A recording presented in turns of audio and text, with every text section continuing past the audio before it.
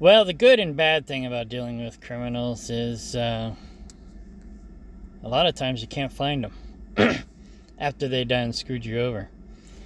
So even though we got a clouded title on the land now, or we will have as of next week, and we can't finance the land to finance the mobile home, we may not have to worry about it because they can't find these people to serve these people in order to repossess the mobile home. So we may be living in the mobile home for free for who knows how long. So that'll give us time to save up the money to buy it.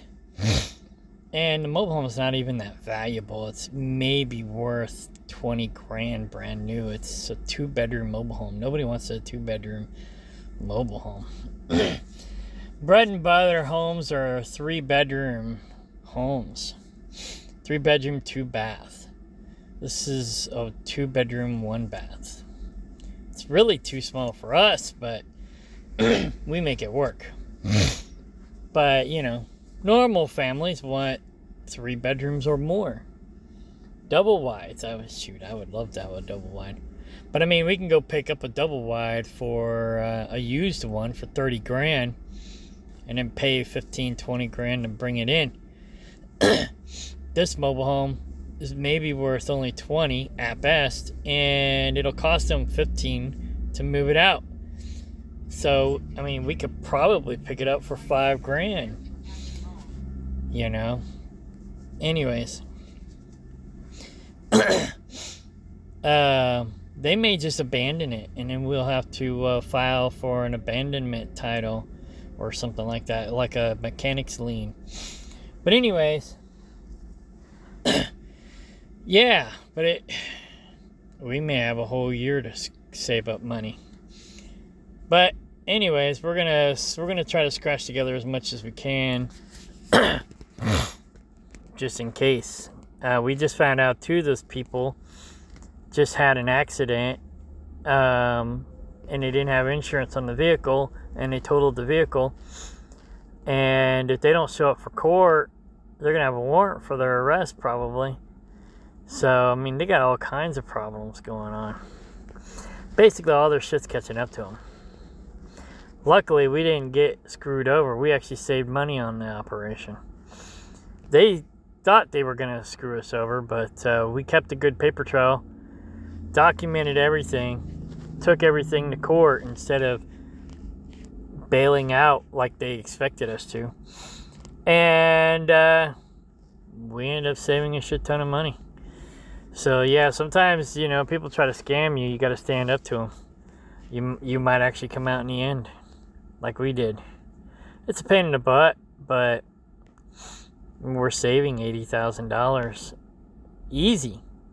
And that's considering the land may be actually worth more than what we negotiated the original price that we were buying it for. And we're saving about 80 grand on top of that. These people lost 80 grand trying to screw us over. Idiots. Anyway. So, anyways. And this dude called me semi-intelligent.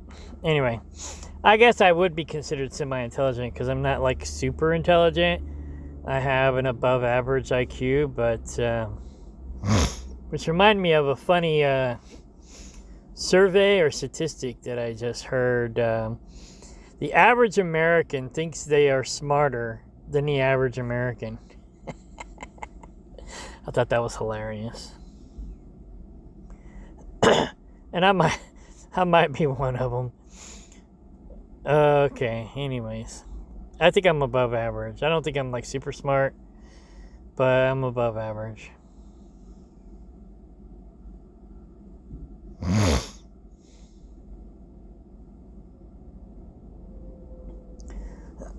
So this one's up.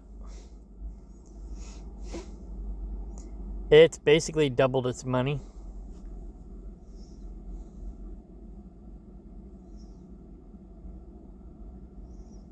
It's only paying 1%, but that could be misleading.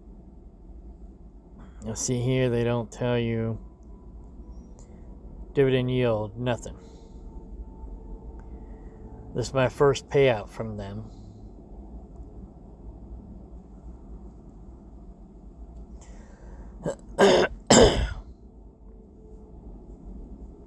I bought it in November, got paid in December.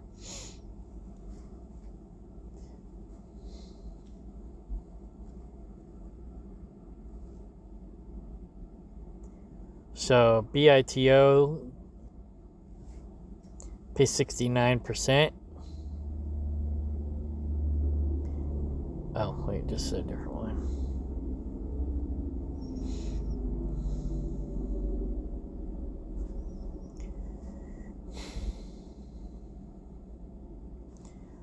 BETH. Oh, it pays 48%.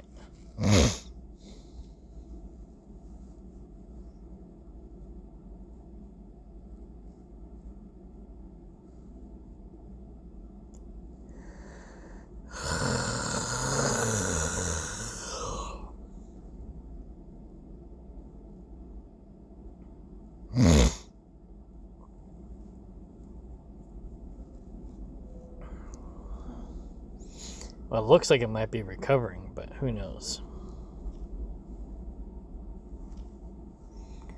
All right, back over here.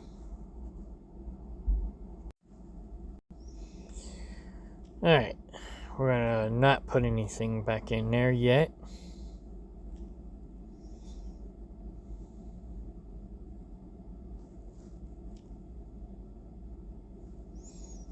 So I got almost 400 bucks.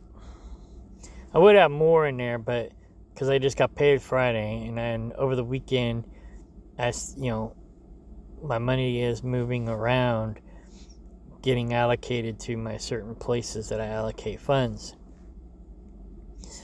So I would have had an extra 100 bucks here, but I'm actually not putting more money here because I'm trying to save money. So, all right, so I got 400 bucks in savings.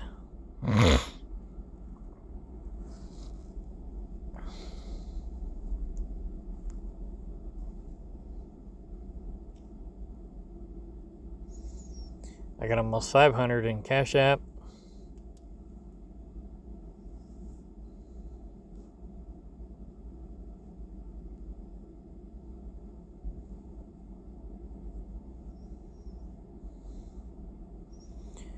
These guys paid 67 cents. LYB.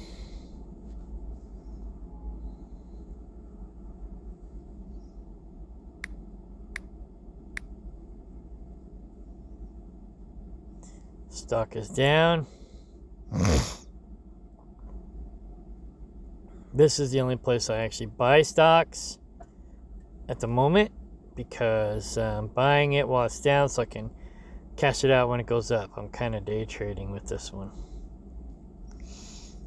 It pays almost 13%.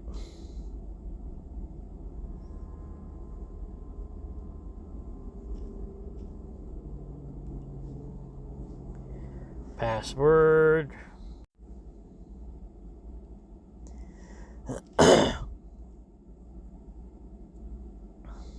Alright. When it goes back up, I'll cash it out. What was the ticker on this? LYB?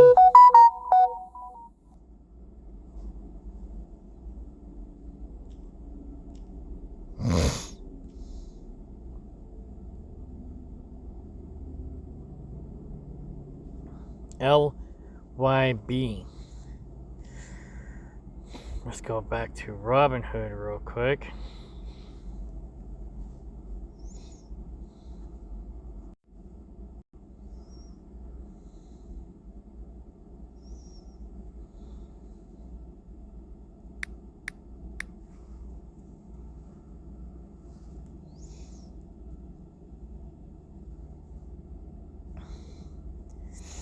I don't have any LYB. They are being honest about the dividend. But I'm going to go ahead and just buy $1 so I can bookmark it.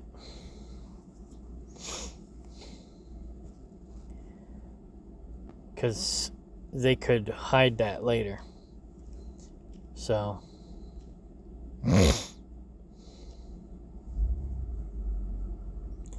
I gotta remember to do that every single time I find a new dividend stock. Just bookmark it by throwing in $1, and then I'll get to it later.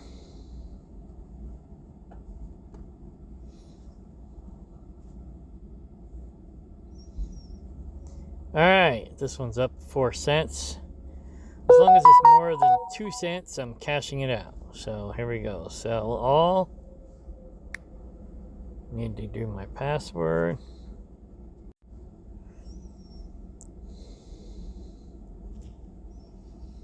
Alright, that one is sold. Do they pay a dividend? Probably not. No. They've never paid a dividend. I've had it since April of 2024.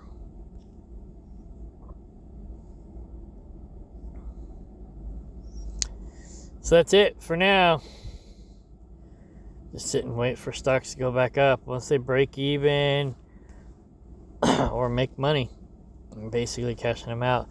It charges me 1 to 2 cents per transaction when I cash them out.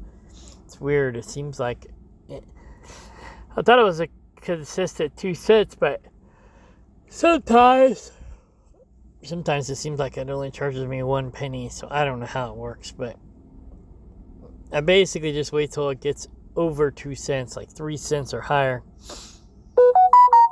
and then I'll cash it out. And if I only make a penny, I only make a penny, because I'm just trying to use Cash App like a PayPal.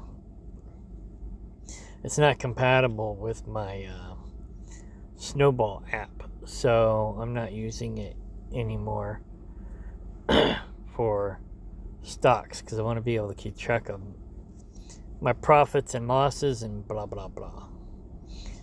Alright, password time.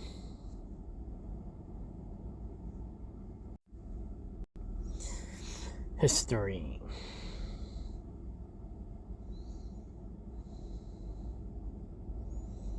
ENI.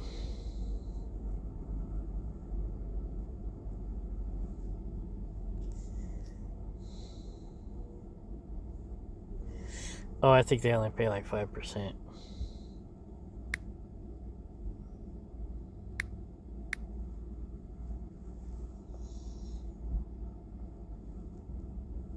Yeah. So we're not going to worry about them today. I made 60 cents.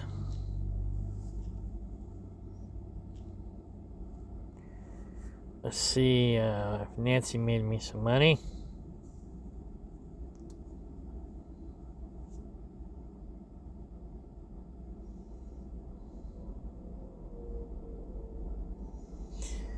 All right, Nancy made me a whole $14.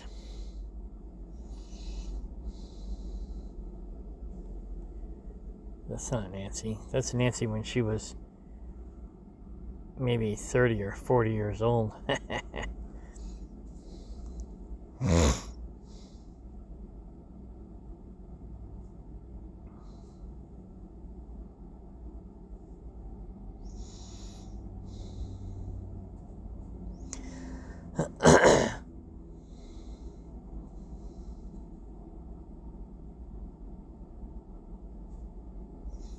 Basically, what this does is it makes my portfolio match Nancy's portfolio. See, Nancy has Tesla stock, but yet she is anti Elon Musk. That makes sense. She was probably trying to drive his stock down so she could buy some.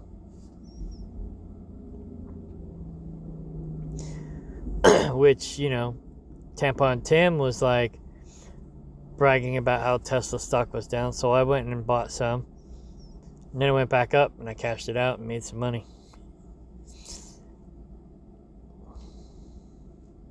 But they don't pay dividends, so Tesla doesn't pay dividends, so I just treat them like a day trade. I guess that's it for today. Boring day, but that's basically how I do things. If the stock is up, And let's go back over here. If I'm investing in 5% dividend stocks, or 4% in this case, and the stock is up for the last 5 years, which in this case it is, then I'd throw in $50. If the stock is down, then I only throw in 5, or 4.29. So I only throw in 4. If the stock was up, I throw in $40. If I felt like I wanted to put in more, I might change it to $42. You know, move the decimal point instead of, you know, rounding down and then moving the decimal point. And if I did that, I might just throw in $43. But anyway, and that's how I do my investments. Right now I'm investing in anything that pays more than the interest rate on my debt charges me. So right now I'm only investing in stuff that pays more than 20%. I should say after I get this mobile home out of foreclosure. So yeah. So anything that pays more than the interest rate on my debt, that's what I'm investing in right now. If it's up for the last 5 years and they have a good earnings per share, EPS, then you know, I'll look at the percentage. If it's 20%, I'll throw in $200. If it's 25%, I'll throw $250. If their earnings per share is down, their stock is down, then, you know, I might only throw in $20 if I think it's not going to go bankrupt. So, and that's basically how I'm doing things. See, over here you can see the earnings per share, but on Webull, I don't know if you can.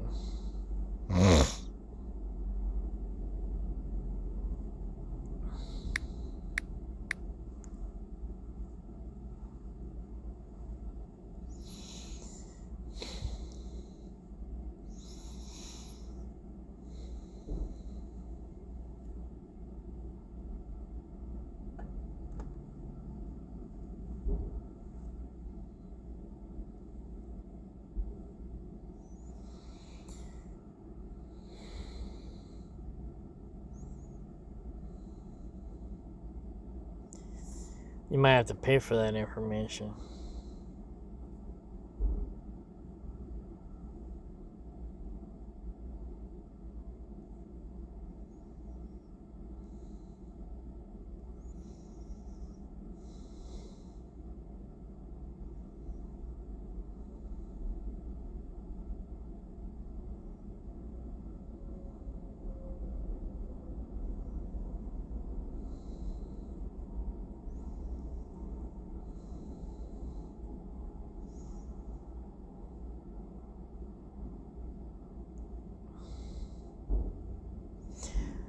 Earnings per share growth is 50%, so that's pretty good.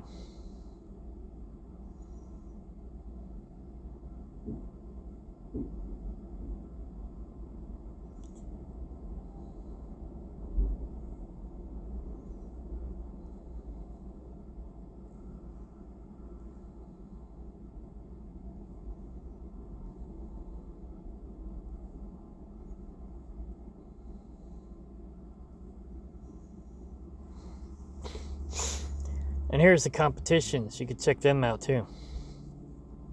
Oh wait, no, this ain't the competition. Click on dividend yield. And this is the competition.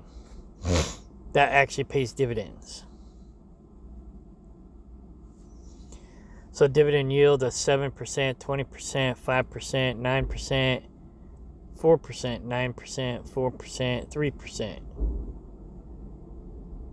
Where's that 20? VOC.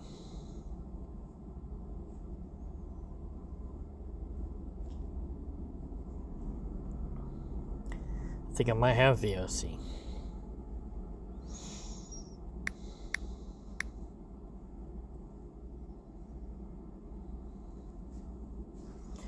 It's a little off. They're paying 15%. So yeah, there you go.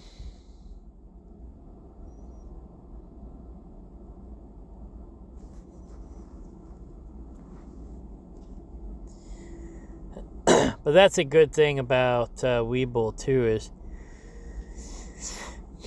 you get to look at their competition and see what they're doing.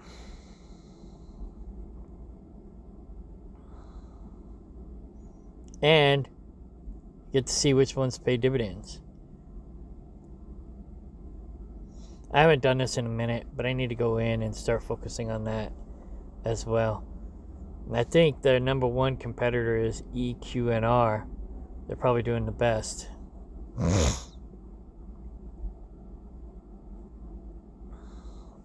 VOC, second best. TTE, third best.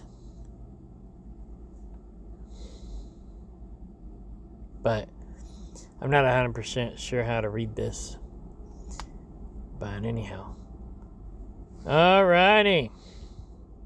I'm going to take me a little power nap while they're unloading me. Let's go back over here.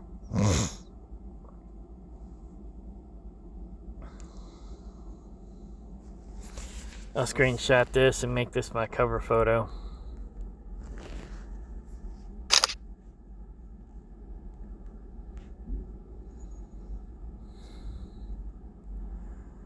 What the heck? Okay, whatever. Alright. Sweet dreams.